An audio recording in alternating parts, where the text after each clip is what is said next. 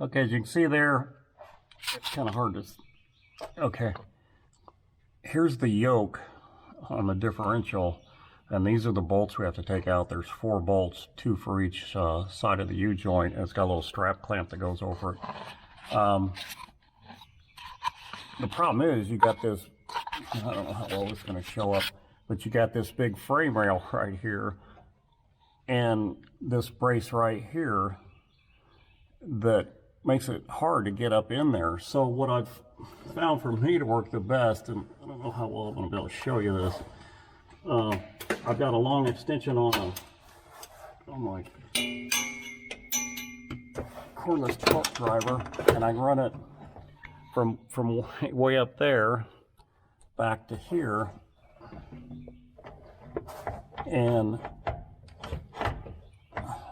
get it on there, but I'm not going to be able to do it with holding this camera. But anyway, that's what I have to do to get up in there. I think I have to get on the other side of the table. There we go. Let's try that. Okay. So now I can get on there and back it up like that.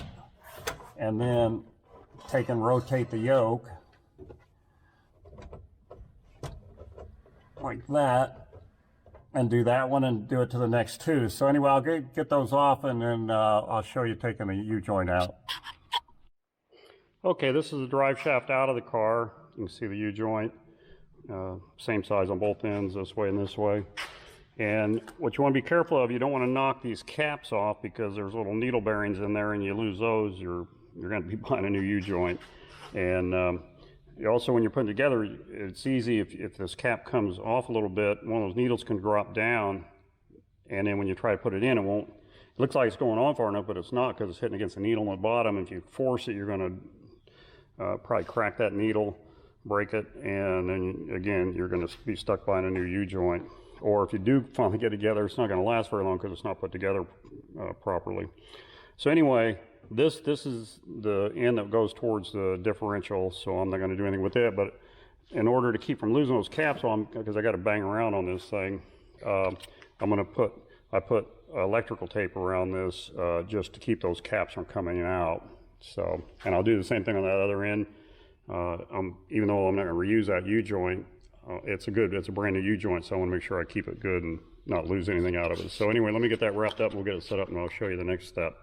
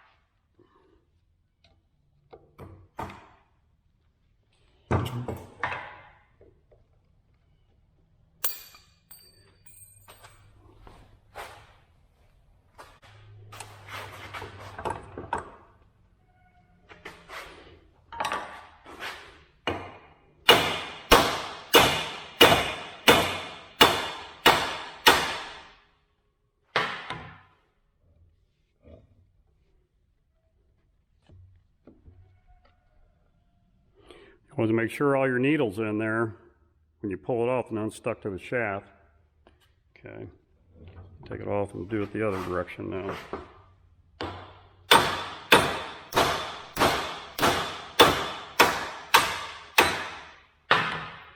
And this one's coming apart really easily because I just put it in, so I had all the bores cleaned up and everything. When you're doing one that's been in there for a while, you're going to find that you got to beat on them and everything else to get them to come apart. Again, you want to make sure all your needles are in there.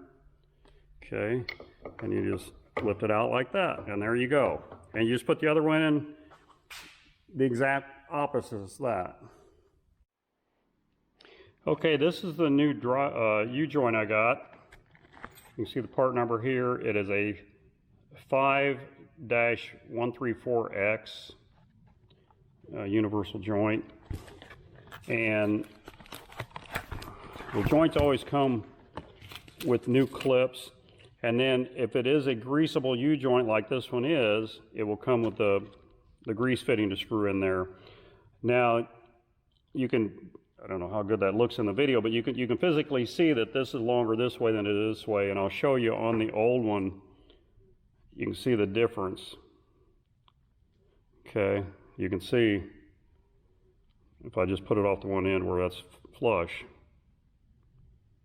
This side's the same length, but you can see this one's that much shorter.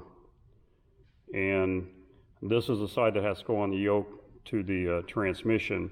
This side here measures 3 5/8. This side here measures like 3.219. So this is like 3 5/8. This is almost a little under 3 1/4. So that's your difference. So anyway, you just put it back in the reverse way that I took it out.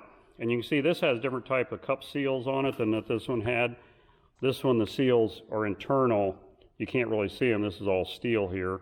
And then where these are exposed, where you can see them. And you do the same thing when you pull the caps off. You can see all the needles in there. And make sure they're all in there because they fit tight. If there's a gap at all, you know you're missing one. And make sure it's not there or it didn't fall out on the ground. And then you want to be careful when you're putting them together, because if you catch those, you put it together, you could knock one out of place as you shove it on. It should go tight against there when you put it on. If there's any kind of gap like that, any kind of gap at all, you know you got a needle underneath that cap. So since I'm putting the long side on, what I can do is I can actually take these short ones off, set them off to the side, and then take these out, set them off to the side. The caps are all the same size, so it doesn't matter which way they go, but I'm going to keep them separate just because that's the way they were on there. Okay, so we'll put it back together. Okay, when you're putting it back together, I like to have the grease zerk facing back towards the back of the car because that's going to be easier to get to when I do grease it in the future. And you can see it's offset on the yoke. So I'll set that back that way, and then you got to make sure you put the right size yoke pins in the way you want them to go. You can see that's way too short, so it's obviously got to go that way. So anyway, you want to put it in, just slip it in like that, and then I stick this out as far as it'll go one way, and I slide the cap on it. That way the pins can't fall out as you're putting it together. And then normally if you're doing this professionally, you'd have a little press you'd put this in and press it together. Since I don't have that, then you use the next best thing, which is a vise.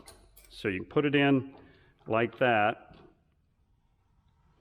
and you might even have to wiggle the drive shaft a little bit around to kind of keep that cap going in straight. Sometimes you can tap on it, and then you get it going in like that.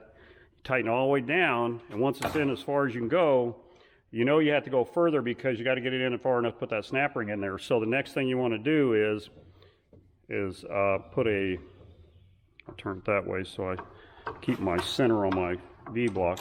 But you can take, I've used hex nuts before. You can use a piece of material or just get a socket that's about the right size and line it up on there like that. And just tighten it down, and it'll push it on in. And you can even push it past a little bit, it won't hurt anything, so you can get the snap ring in easily. It's not gonna hurt to push in a little too far. And you can see the groove, so now I can get the snap ring in it. So that's what I wanna do next. Be careful, you don't want that to come out, end up losing a needle. So get that back in there, and then I'll just support it like this while I do the snap ring.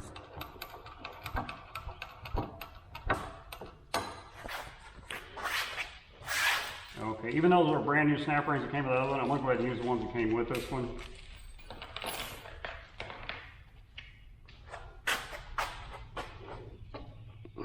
Just taking, kind of keep your fingers on it so it doesn't shoot off in case it comes loose, but just do like that. Drop it down in there. And then I always take, and just to make sure they're seated, I'll kind of tap them each way out. And you can kind of see around here, it should be about the same thickness of ring sticking out all the way around. Looks like I got to bump it in a little bit there yet. But anyway, that's how you do it, and then you just flip it over, do the same thing to the other side. And then, of course, I'll show you when I install it back in the car, there's little U-bolts that go on this end onto the transmission. The other one's got those flat straps I showed you earlier. But I'll get this back together and we'll put it back in the car. Okay, now you can see, maybe you can, there's the yoke, and here's the U-joint. So basically what you do is put that up in there. I'm going to set this down, hopefully it's pointing in the right direction. I'm laying it on my chest.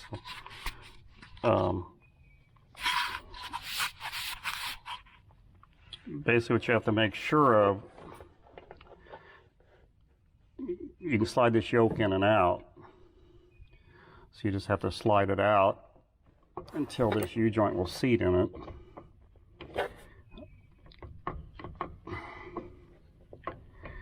Like that. Okay. And then you can shove it out the rest of the way. And then, so what I'll do is I'll put the U-bolt on this end of it. Just find the U-bolt here. I've got the drive shaft put in place here. It's mounted into the yoke. You slide the yoke in and out to get it to match up with that. And then the U-bolts hold it on there. It just slides in the hole like this, like that. And lock washers and nuts go on the back side.